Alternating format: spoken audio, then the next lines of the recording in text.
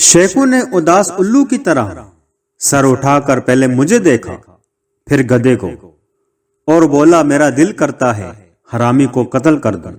گدھے اور میں نے مل کر حیرت سے اس کی طرف دیکھا کیونکہ ہم دونوں یہ جاننا چاہتے تھے کہ اس نے کس کی ولدیت پر شک کیا ہے۔ شیخو انسان اور جانور دونوں کے جذبات سے ناآشنا اپنے ہی دھن میں پھر بولا اس سے تو جانور کی زندگی بہتر ہے۔ اب مجھے یقین آ گیا کہ وہ میری شان میں یہ نثری ادب پیش کر رہا تھا۔ گدھے نے فاتحانہ نظروں سے مجھے دیکھا تو دیکھ شے بکواس بند کر اور عقل سے کام لے۔ میں نے بغیر سوچے سمجھے اسے کہہ تو دیا مگر پھر خیال آیا کہ جو چیز اس کے پاس ہے ہی نہیں وہ اس سے کام کیسے لے سکتا ہے۔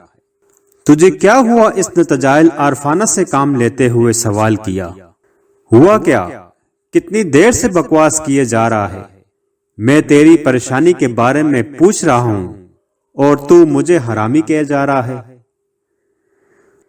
شیخو گواجی گاں جیسا منہ بنائے میری بات سنتا رہا، پھر اس نے انکشاف کیا میں نے تجھے کب حرامی بولا؟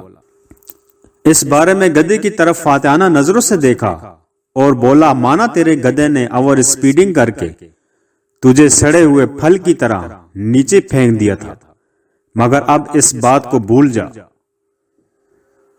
ابے کیا بکتا جا رہا ہے؟ میں کسی اور کے بارے میں بات کر رہا تھا۔ واقع اب یہ کون تیرا نیا دشمن پیدا ہو گیا؟ شیخو نے فریج کے اوپر والے خانے سے آنے والی یخبستہ ہوا جیسی ٹھنڈی آہ بھری اور بولا منشی حرام دین وہی ہے میرا نیا جانی دشمن۔ ابے اب بتا بھی دے کہ کیا ہوا ہے۔ منشی نے اپنی موت کو آواز کیوں دی؟ آخری جملہ میں نے بہادری کی وجہ سے نہیں بلکہ پنجابی فلم کی ڈشکاں والی فائٹ کا سین یاد آنے پر جذبات میں آ کر کہہ دیا تھا۔ شیخا ابھی کچھ کہنے ہی والا تھا جب دور سے دادا جی کی گرجتی آواز سنائی دی، اوے کنجر اتھے کی کر رہا ہیں؟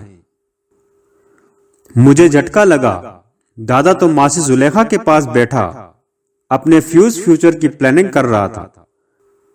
ماسی زلیخا آؤٹ آف ڈیٹ لوگوں کے بے جوڑ رشتے کرانے میں ماہر تھی۔ دادا نے پھر پھڑک ماری، اس کھوتے دے پتر کول بیٹھا کی کر رہا ہے؟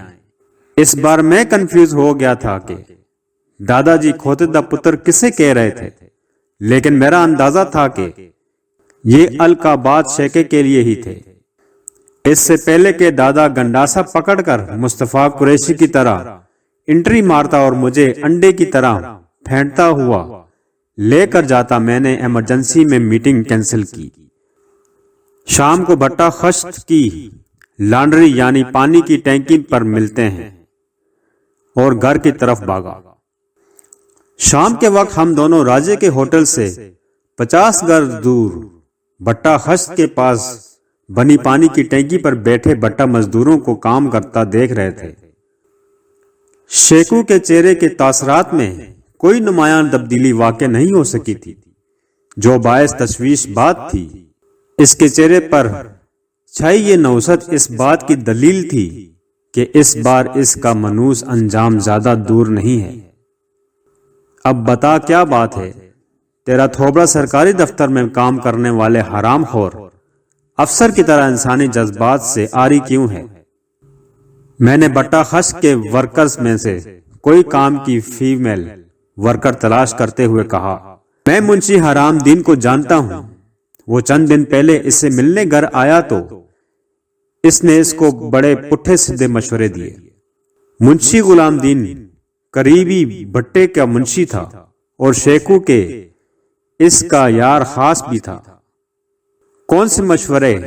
میرا تجسس جاگ اٹھا۔ اس نے اس کو مشورہ دیا کہ تیرے بیٹے نے 100 سال میں بھی پاس نہیں ہونا، اس لیے اسے کام پر لگا دے۔ بھٹا خشت پر ایک سے بڑھ کر ایک اعلیٰ درجے کا کام مل سکتا ہے، مثلاً اینٹیں بنانا یا کچی اینٹیں بھٹی میں ڈالنا، ٹرالیاں اینٹوں سے لوڈ ان لوڈ کرنا، کچی اینٹیں ایک جگہ سے دوسری جگہ ٹرانسفر کرنا، اور اگر قسمت نے ساتھ دیا تو اسے ٹریکٹر چلانے کی ہائی فائی جاب بھی مل سکتی ہے۔ ہیوی ٹرک چلانے کی جاب کسی نئے کو تو دور کی بات ہے، پرانے کو بھی بہت سوچ سمجھ کر دی جاتی تھی، تو وہ ابھی ممکن نہیں تھا۔ اس سے بڑی نوکری منشی کی ہی تھی، جو منشی کے بقول شیخو جیسے نالائق کو صرف معجزاتی طور پر مل سکتی تھی، وہ بھی منشی کے حرام موت مرنے کے بعد۔ شیخو نے منشی کے دلائل سے قائل ہو کر شیخے کو میٹرک کے آنے والے سپلیمنٹری امتحانات تک کا وقت دیا تھا، جن میں تھوڑا وقت رہ گیا تھا۔ اس کے بعد بٹے پر اس کی نوکری پکی تھی۔ شیخو کے لیے یہ ایک ساتھ اچھی اور بری خبر تھی۔ سکول چھوڑنے کے لیے وہ ہمیشہ سے تیار تھا، مگر بٹے پر کام کرنے کے لیے بالکل راضی نہیں تھا۔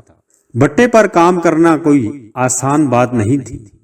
شیخو نے حسب عادت پہلے آدھے گھنٹے تک منشی کو قتل کرنے کی 100 کے قریب مختلف تجاویز پیش کی، جن میں سے ایک تجاویز یہ تھی کہ یورین ہم بنا کر منشی سمیت پورے بٹا خشت کو اڑا دیں، پھر نہ رہے گا بٹا اور نہ رہے گا منشی حرام دین۔ دوسری ناقابل عمل تجویز یہ تھی کہ منشی کو اغوا کر کے ایک کمرے میں بند کر دیا جائے اور سزا کے طور پر اسے سارا دن اطالع ایسا خیلوی کے دکھی گانے سنائے جائیں، یا تو وہ ناکام عاشق کی طرح خودکشی کر لے گا، نہیں تو پاگل ضرور ہو جائے گا۔ اس غیر انسانی تجویز پر میں کام کر رہ گیا۔ کسی انسان کے لیے ایسی سخت سزا؟ میں نے شیخو کی تجاویز کو فوراً ویٹو کیا اور اس کی توجہ اصل مسئلے کی طرف دلائی، یعنی وہ بٹا خش پر کام کرنے سے کیسے بچ سکتا ہے۔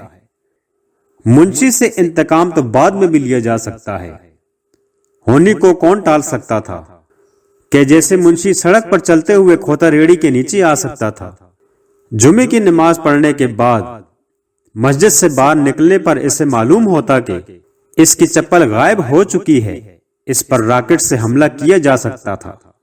اس کی چائے میں چینی کی جگہ نمک ڈال کر اسے سخت ذہنی اذیت میں مبتلا کیا جا سکتا تھا۔ لڑکی بن کر اس سے 50 روپے کا بیلنس منگوا کر اسے کنگال کیا جا سکتا تھا۔ غرضیگا سزا دینے کے 101 منفرد طریقے تھے، مگر وقت آنے پر اگر شیخو کے جلاد اس کو اس بارے میں پتہ چل جاتا تو وہ شیخو کو 3rd ڈگری کا عملی نمونہ لائیو دکھاتا۔ شیخو سوچ میں پڑ گیا۔ اس کا ابا اس بار بہت غصے میں تھا۔ اس بار فیل ہونے پر وہ خود جا کر اسے بٹے میں ڈال دیتا، اوپر سے منشی بھی اس کے ساتھ تھا۔ سوچ بچار کے بعد میرے ذہن میں ایک ترکیب آئی۔ دیکھ شیخے، بچاؤ کے کئی رستے ہیں، جیسے اگر تیری لاٹری نکل آئے اور تو پیسے کے زور پر گھر، محلہ اور ابا تینوں بدل سکتا ہے۔ شیخو کو جھٹکا لگا، اوے کنجرا، یہ کیا بکواس کی تو نے؟ ابا بدل دوں؟ اس سے پہلے بات تیسری عالمی جنگ کی طرف جاتی، میں نے فوراً بات بدل دی۔ میرا مطلب تھا کہ تو گھر اور ابے کا حلیہ بدل دیتا، پیسے آنے کے بعد ابا کو نئی 125 لے دیتا، جس کے پیچھے لکھا ہوتا جوانی دیوانی یا پھر ساٹا پاٹا۔ تیرا ابا پہلے تیری اور پھر اپنی دوسری شادی کی فکر کرتا، تو بٹا منشی سمیت خرید لیتا اور منشی کو بابا جی کی بوٹی والے گانے پر بوٹی ہلانے پر مجبور کر سکتا تھا۔ میں نے دانش مندی سے بات بدل کر کامیاب سیاستدان کی طرح ناکام منصوبہ پیش کیا۔